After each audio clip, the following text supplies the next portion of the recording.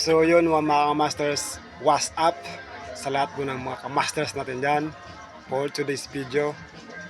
Ingat lang po tayo mga masters dahil napaka ano po ng panahon ngayon, napaka delikado sa lahat ng mga masters.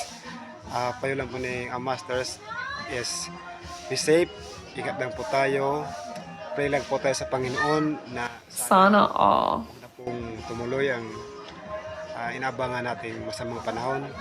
Sa lahat po dyan, mag-ingat tayo lalo sa mga malapit sa may mga ilog.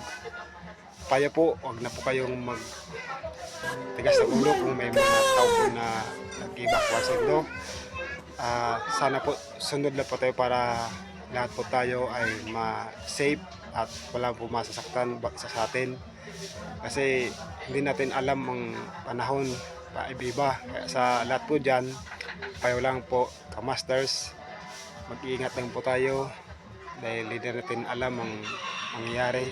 Sana nga malusaw na lang itong inabangan na hindi naman natin inabangan, pero talaga mga masters, huwag lang po tayong patigas ng ulo. Kaya sa lahat po dyan, ingat po tayo, lagi natin ipanalangin sa Panginoon na maging maayos lang po tayo palagi.